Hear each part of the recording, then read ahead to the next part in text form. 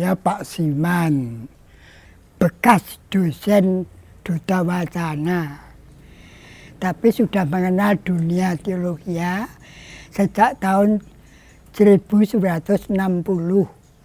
bersama-sama dengan Pak Sularso almarhum. Pak Sularso mengajar bahasa Ibrani, saya mengajar bahasa Jawa kuno. Saya namanya Adi Pitekso, lahir di Madiun tahun 45, kemudian tahun 1964 itu masuk di STT Duta Wacana. Besarnya di Mojokerto. Kemudian tahun 64 itu saya selesai tahun 70. Nama saya Budianto. Saya masuk Duta Wacana sebagai mahasiswa tahun 89. Kemarin ada reuni 89. Kemudian balik saya ke jemaat, terus kemudian tahun 80 kembali lagi ke Duta Wacana untuk studi dan mulai jadi dosen tahun 83. Nama saya Emmanuel Kerit Singgi. Saya mulai bekerja di Fakultas Teologi Universitas Kristen Duta Wacana pada tahun 1986 dan sampai sekarang masih aktif. Jadi sudah 36 tahun. Saya mengajar di bidang teologi Perjanjian Lama, tetapi kalau ada kebutuhan-kebutuhan lain tentu saya juga bisa atau diminta mengajarkan bidang-bidang lain di dalam teologi. Dan terakhir pada tahun 2021 saya mengajarkan pengantar teologi ekologi. Saya Insi Wijati Prastianingsih, dosen Fakultas Bisnis, dosen Fakultas Ekonomi ya, sebelum menjadi Fakultas Bisnis adalah dosen Fakultas Ekonomi. Masuk pada awal periode berdirinya Universitas Kristen Duta Wacana tahun 1985. Nama saya Yakubus Budi Wiryawan. Saya memperkenalkan diri dalam keterlibatan saya di Duta Wacana. Saya memulai terlibat di Duta Wacana pada masa peralihan dari Fakultas Sekolah Tinggi Teologi ya, berubah menjadi universitas sekitar tahun persiapan sekitar tahun 1984, kemudian officially secara resmi menjadi Universitas Kristen Duta Wacana tahun 1985. Saya terlibat sebagai dekan di Fakultas Teknik, dekan pertama yang memulai, kemudian terus dengan jurusan arsitektur dan dilanjutkan dengan jurusan informatika. Kemudian setelah selesai menjadi dekan, saya terlibat terus-menerus di Yayasan Perguruan Tinggi Kristen Duta Wacana. Jadi di yayasan dari tahun berapa saya lupa, 90-an sekian, terus-menerus sampai hari ini. Saya Profesor Dr. Nindyo Pramono SHMS. Sehari-hari saya dosen Fakultas Hukum Universitas Gadjah Mada. Saya warga dari Gereja Kristen Jawa Wirobrajan, diutus oleh Sinode untuk menjadi utusan di pengurus Yayasan Universitas Kristen Duta Wacana. Kurang lebih sejak tahun 90-an saya menjadi anggota pengurus. Kemudian tahun 97 saya dipercaya oleh teman-teman untuk menjadi ketua pengurus Yayasan UKDW sampai sekarang. Nama saya Henry Feriadi, saya mengajar di Fakultas Arsitektur dan Desain di Prodi Arsitektur dan sudah bekerja di Duta Wacana ini sejak 1992.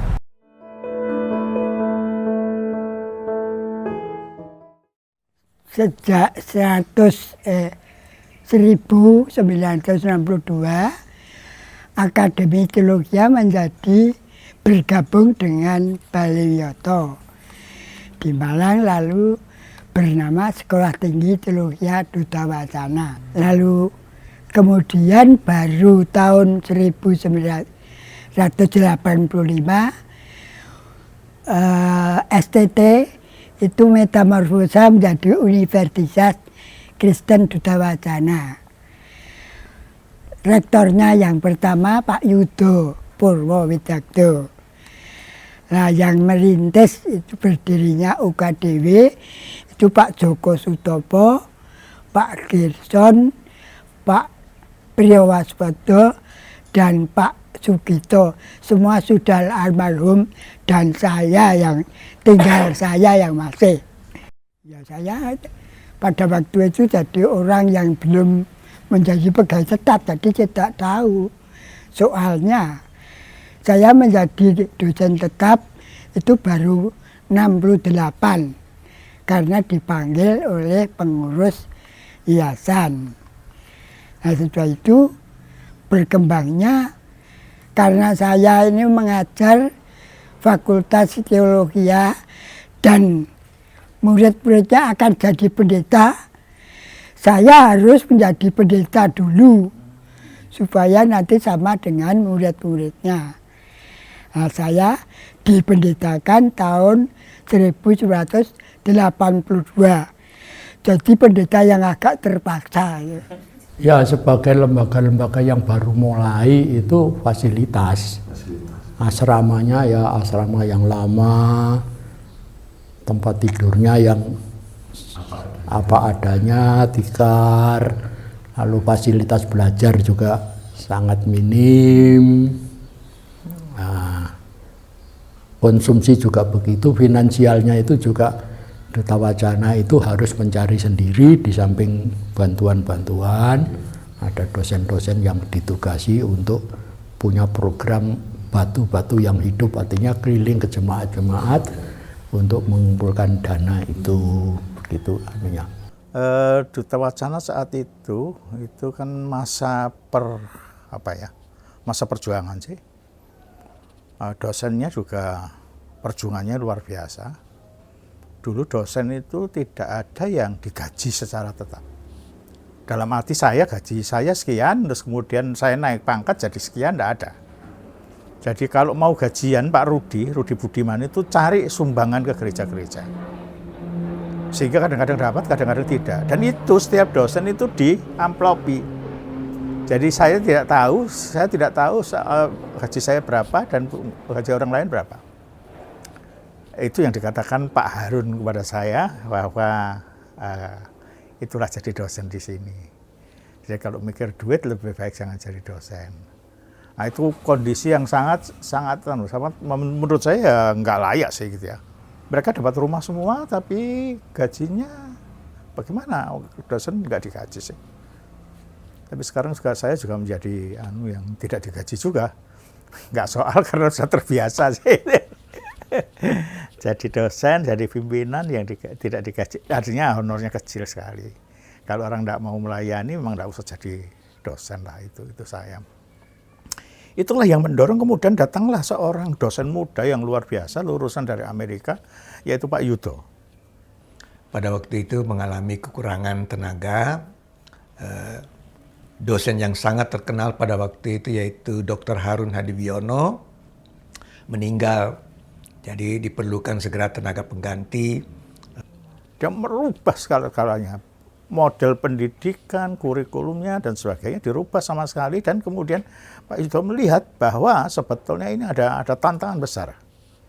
Kalau kita tidak menghadapi tantangan itu, kita akan ditinggalkan oleh dunia. Istilah Pak Yudo dunia. Maka dibukalah niat untuk mendirikan universitas. Ini niatnya orang luar biasa juga. Artinya tidak punya duit, yang punya hanya tenaga gitu aja, tapi kemudian berani mendirikan universitas. Nah, cari dosennya juga begitu, ketemu sahabat, ayo aku harus mendirikan universitas, bergabung yuk. Ada yang mau, ada yang tidak itu. Tapi saya mencoba lah di situ pada awal-awalnya untuk memperkenalkan apa yang disebut teologi kontekstual Indonesia. Jadi teologi yang tidak hanya mengekor saja pada apa yang terjadi di dunia barat, tetapi yang mencoba untuk berangkat dari konteks Indonesia yang aktual ini. Gitu. Di samping tentu saja saya mengajar juga mata kuliah-mata kuliah yang berkaitan dengan tafsir Perjanjian Lama. Pada saat itu tantangannya dulu yaitu yang dihadapi pada saat itu adalah fakultas apa yang dapat lebih memberi dampak manfaat bagi masyarakat luas. Tantangannya yaitu, dan ternyata dari fakultas yang ingin dikembangkan itu banyak perguruan tinggi yang juga melakukan hal yang sama. Nah, tantangannya itu sehingga ingin menunjukkan ciri khusus ya, khasnya di Duta Wacana itu seperti apa. Ya, Duta Wacana pada waktu mulai menjadi universitas tentu saja tantangannya luar biasa, baik sumber daya manusia maupun sumber daya untuk membangun keuangan. Jadi nggak punya uang, nggak punya sumber daya yang cukup waktu itu, punyanya cuman semangat. Jadi semangat yang mendasari ini yang mendorong sampai hari ini berdiri, yaitu menyampaikan nilai-nilai Kristiani pada pendidikan tinggi. Menyampaikan, jadi itu cita-cita utama, menyampaikan nilai-nilai Kristianinya.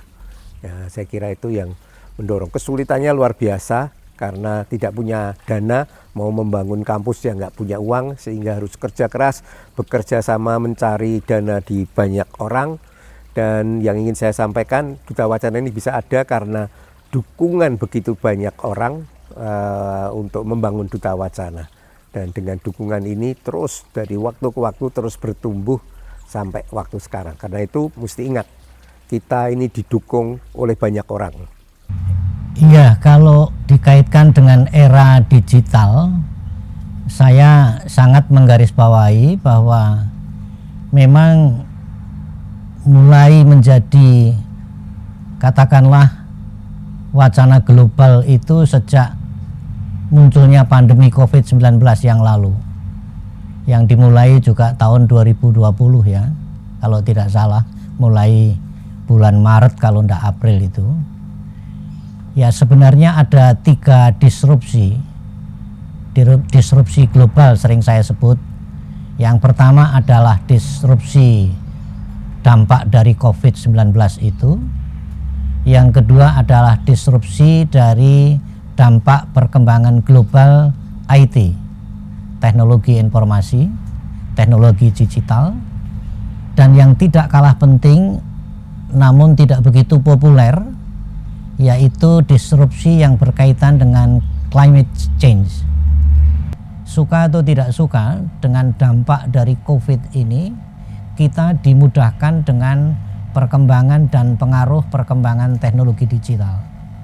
Sekalipun COVID sudah sangat mereda saat ini, namun penggunaan ataupun pengaruh dari era teknologi ini justru sangat bermanfaat bagi kehidupan manusia dan bagi kehidupan masa depan.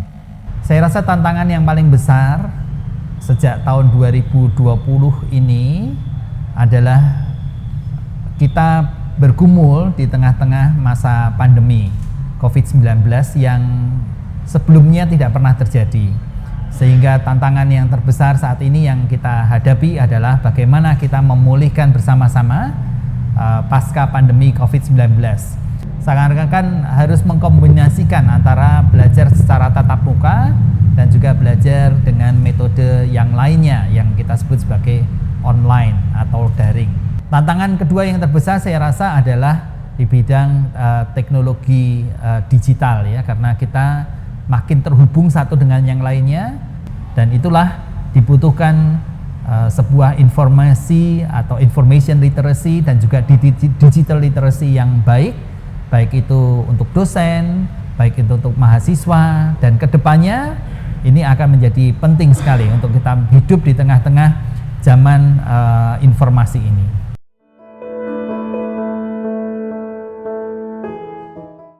Dulu masa studinya 6 tahun.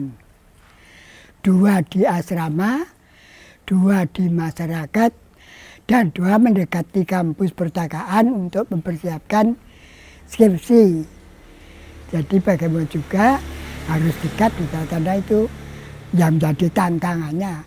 Tapi kemudian menjadi 5 tahun dan 4 tahun sesuai dengan peraturan pemerintah. Jadi dari 6 tahun menjadi 4 tahun sesuai dengan rencana pemerintah. Nah, mengenai bagaimana kita belajar, ya belajar dari apa yang ada. Perpustakaannya adalah perpustakaan bawaan dari Bali Wiyoto dan dari ATY itu kondisinya. Tapi kami dibantu oleh, jadi dosen-dosennya juga dari Jogja dan dari Malang. Gitu. Dalam perjalanan waktu itu kami dibantu oleh dosen-dosen luar negeri yang memang sudah ada komitmen membantu. Baik itu yang berasal dari Malang maupun berasal dari ATJ, dan yang STT mencari juga relasi-relasi dengan luar negeri begitu. Cukup banyak dosen-dosen yang luar negeri yang membantu kami gitu. Keunikannya yang pertama adalah kita membuka fakultas yang di tempat lain belum ada. Informatika itu Gajah Mada aja nggak punya itu.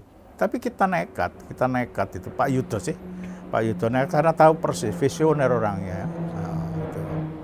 Nah, itu yang paling itu, dan jadi besar gitu. Jadi yang unik itu pertama bahwa ini sebuah sekolah teologi ya, yang kemudian berkembang menjadi universitas. Nah, yang penting kalau ada perkembangan seperti itu adalah teologinya itu tidak ketinggalan di belakang dibandingkan dengan yang lain-lain. Jadi tetap sama-sama berkembang, dan saya senang bahwa teologinya juga berkembang baik di dalam lingkup sebuah universitas. Pada saat itu karena kami kemudian memikirkan lulusannya kayak apa ya gitu, itu adalah professional entrepreneur. Professional entrepreneur itu adalah orang-orang yang bekerja kepada perusahaan atau orang lain, tetapi memiliki jiwa entrepreneur yang setia kerja keras dan seperti itu. Kemudian owner entrepreneur, owner itu para pemilik ya. Dan ternyata memang banyak mahasiswa yang ingin menjadi pengusaha pada saat itu ya. Itu apa yang keunikan yang ingin dikembangkan di fakultas saat itu ya. Karena saat itu orangnya kan baru sedikit ya, jadi yang memikirkan hal itu juga hanya orang-orang awal pada saat itu. Jadi keunikan yang dialami waktu itu yaitu dengan terbatas segala sesuatu, tetapi semangat melayani luar biasa besar. Ini yang jadi penting sekali. Sangat terbatas, nggak punya apa-apa begitu ya. Mau buat kamar mandi WC saja masih kesulitan duit gitu. Jadi, tapi tadi keunikannya kita mendapat dukungan dari banyak orang, dari banyak pihak. Kita melakukan pencarian dana fundraising dari kota ke kota, di Jakarta, pindah lagi ke Semarang, ke Jogja, ke Surabaya, dan banyak tempat. Kita lakukan dengan sukacita, memperkenalkan apa sih misi Duta Wacana. Nah, dukungan inilah yang luar biasa sehingga terus berjalan sampai sekarang.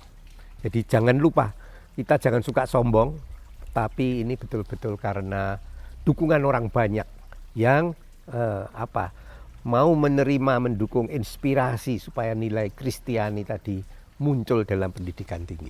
Keunikan di periode digital modernity ini, ke depan saya kira orang tidak bisa lagi meninggalkan era digital ini.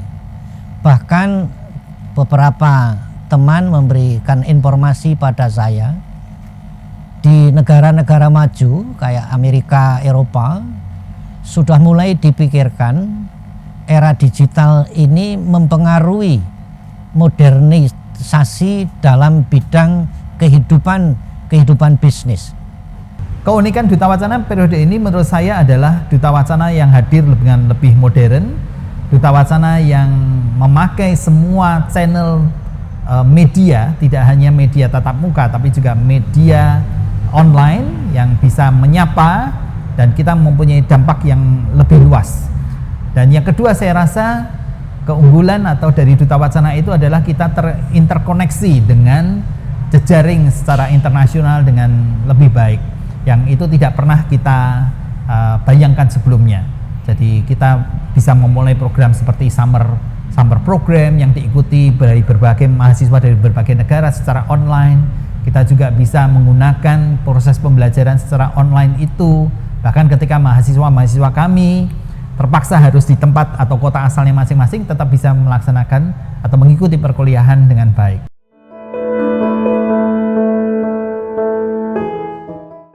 Harapan saya, ya tentunya harapan Duta Wacana tetap palang dan lilin menyala terus. Apalagi sekarang Duta Wacana sudah mengembangkan diri dengan kedokterannya. Nah, itu mudah-mudahan palangnya tetap dan lilinnya tetap menyala sampai selama-lamanya. Itu harapan. Pemahaman yang luas tentang bagaimana beroikumene, bagaimana bergerak bersama dengan lembaga-lembaga lain, dan bagaimana kami hidup di tengah-tengah gereja.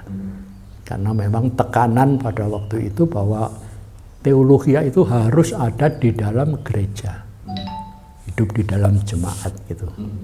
Teologia tidak bisa mengawang, tapi ada di situ.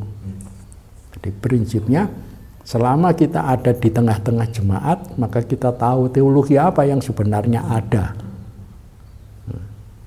Pergumulan itu menjadi embrio daripada kalau kita nanti dimanapun kita bekerja, itu harus menjadi dasarnya, begitu.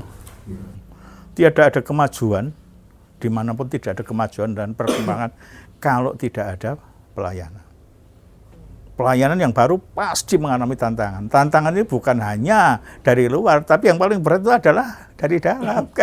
Kalau saya orang teologi, adalah tantangan yang paling berat adalah dari orang-orang teologi sendiri. Tidak ada kemajuan tanpa tantangan. Jadi jangan takut menghadapi tantangan, jangan patah semangat. Kalau ambruk, katakanlah ambruk. Nah, jangan takut. Pasti itu bagian dari sejarah yang akan membuat kita bangkit lagi. Yang mereka bisa pelajari adalah bagaimana membangun wacana atau diskurs dengan ilmu-ilmu lain. Jadi tidak lagi terpisah, kita sendiri, yang lain-lain juga sendiri, tetapi bisa membangun wacana. Dan sebenarnya saya sangat mengharapkan agar misalnya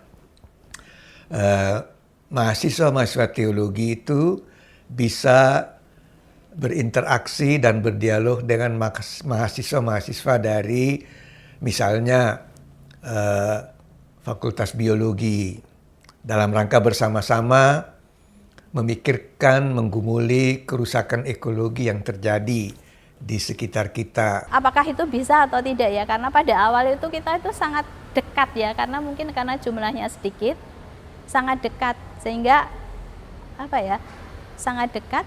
Sehingga mahasiswa dan dosen itu tidak ada jarak, kemudian kita bisa belajar bersama. Demikian juga sebagai karyawan, kita itu juga sangat dekat dengan rektorat ya pada saat itu. Bahkan kita itu berani mempertanyakan walaupun untuk kebaikan universitas.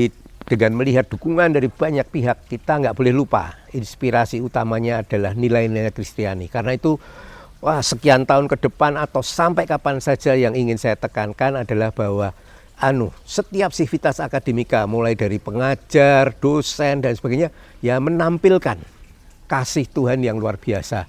Jangan jadi dosen yang dalam tanda petik killer. Masa depan digitalisasi untuk Duta Wacana saya kira sesuatu yang sangat positif, dan saya yakin Duta Wacana mampu mengikuti dan mengimbangi, bahkan juga membuat inovasi-inovasi ke depan yang bisa diberikan kepada anak didik kita. Yang pertama, saya rasa kita harus mempersiapkan benar-benar generasi digital ya. Jadi karena masa pandemi ini kita dipaksa untuk melakukan segala sesuatu secara online, dan itu kemudian menjadi proses pembelajaran meskipun juga ada jatuh bangunnya untuk bisa menyiapkan proses pembelajaran masa depan yang mungkin akan menjadi lebih luas, menjadi lebih terkoneksi satu dengan yang lainnya. Yang kedua, kita belajar tentang resiliensi. Resiliensi itu adalah ketahanan, bagaimana kita bisa survive di tengah-tengah himpitan pandemi, di tengah-tengah himpitan kesulitan ekonomi atau finansial, bagaimana harus mengelola keuangan dengan lebih efisien agar kita bisa survive.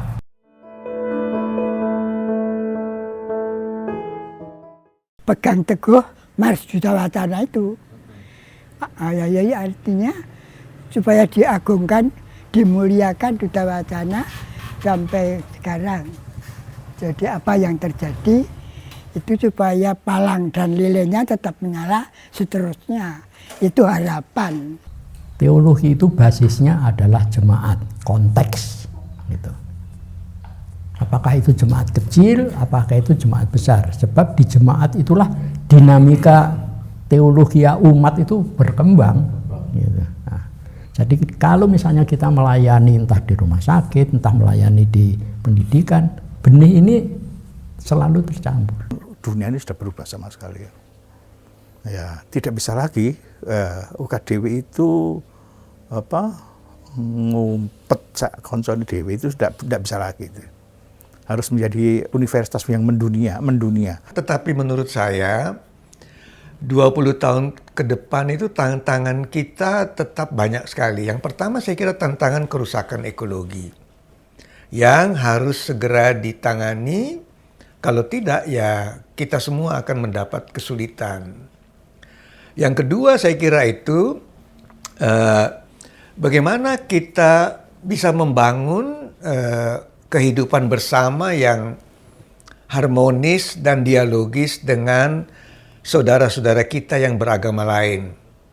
Dan yang terakhir, saya kira di samping masyarakat yang pluralis ya, majemuk antar agama religius, juga saya kira kita harus mencoba bagaimana kita bisa masyarakat yang majemuk juga di bidang gender misalnya gitu. Without wall mungkin ya, karena kita itu mungkin kemudian sistem pengajaran dan sebagainya itu mungkin sudah menggunakan teknologi yang lebih canggih ya.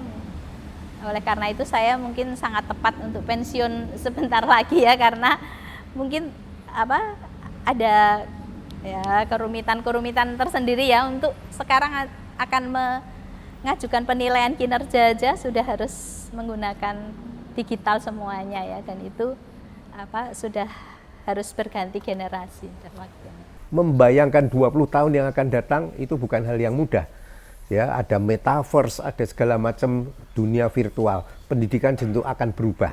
Yang saya ingin kita tetap waspada adalah bahwa tetap nilai-nilai Kristiani kita lah muncul.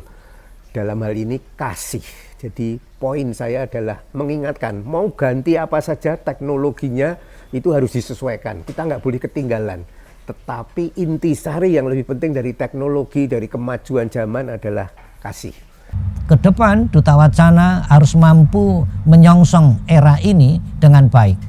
Mulai sekarang harus dipersiapkan calon-calon lulusan kita supaya 20 tahun ke depan di era Indonesia emas, alumni-alumni dari Dutawacana mampu tersebar di mana-mana, mengisi kehidupan bangsa kita, menjadi bagian dari pemimpin-pemimpin masa depan bangsa Indonesia dimanapun mereka ditempatkan Tuhan. Kalau kita membayangkan Indonesia emas versi UKDW adalah suatu negara atau bangsa yang menghormati keberagaman, dan itulah menjadi titik kekuatan dari Dutawacana.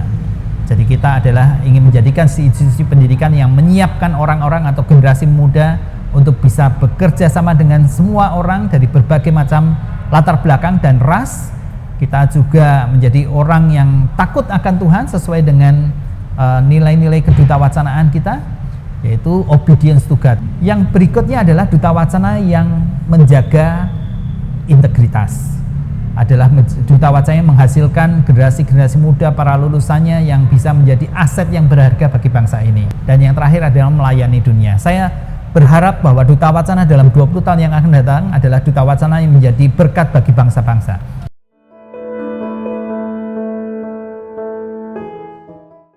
Jadi harapannya jaga lilinnya tetap menyala terus. Itu ikut jangan sampai padam. Tadinya berasal dari teologia murni dan kemudian berkembang dengan fakultas-fakultas lain. Ini harapan saya ini tetap menjadi satu kesatuan, gitu.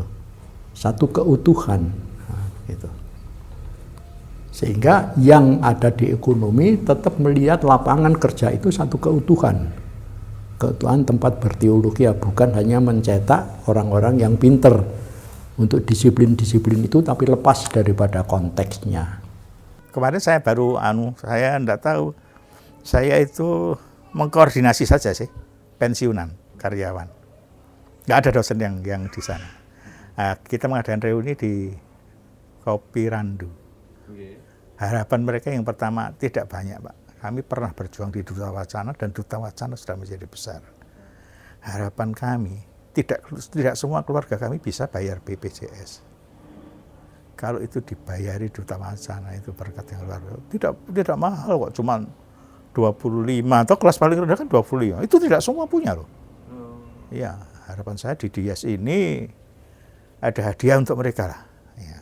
Dalam Dies Natalis ini kita semua ya katakanlah lebih tulus satu dengan lain, lebih jujur satu dengan yang lain demi untuk siapa lagi? Untuk masa depan dari universitas dan fakultas-fakultas yang kita cintai ini. Saya juga mengharapkan, menginginkan ya bahwa kita itu kembali merangkul jaringan-jaringan yang sudah kita bangun pada saat itu ya. Ya, saya berharap Duta Wacana terus maju, bisa mengikuti perkembangan zaman, bisa mengikuti teknologi, bisa mengikuti bidang keilmuan. Itu harapan saya. Kita sudah menyiapkan mau mulai dengan kampus yang baru dan sebagainya, di tempat yang baru, tempat yang lebih besar. Tetapi sekali lagi, itu sarana. Tapi hatinya harus hati yang penuh kasih, nilai-nilai Kristiani. Itu lebih penting.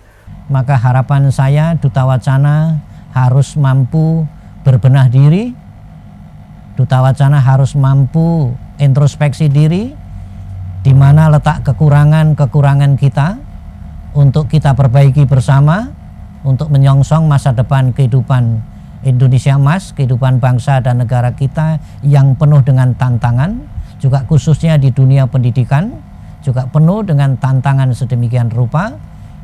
Duta Wacana ikut ambil bagian di dalam perkembangan itu. Duta Wacana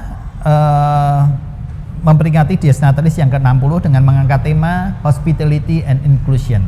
Saya rasa ini suatu tema yang penting, di mana hospitality menekankan kepada kita untuk menjadi tuan rumah, atau kita bisa melayani dengan lebih baik lagi, dengan lebih ramah, dengan lebih memuaskan bagi banyak pihak, bagi semua pemangku kepentingan. Inclusion menitik beratkan kepada pendidikan yang inklusif. Memang kita sudah memiliki mahasiswa-mahasiswa yang berkebutuhan khusus. Tahun ini juga ada beberapa mahasiswa yang berkebutuhan khusus yang menjadi bagian dari keluarga Duta Wacana. Bila itu menjadi bagian yang benar-benar kita rayakan, bagian yang benar-benar kita perhatikan. Inklusif tidak hanya masalah anak mahasiswa berkebutuhan khusus, tapi juga inklusif dalam hal kita terbuka kepada sesama bangsa Indonesia dari berbagai macam latar belakang agama, ras, suku, dan sebagainya. Itu adalah tema yang menarik untuk Dies Natalis ke-60 Duta Wacana.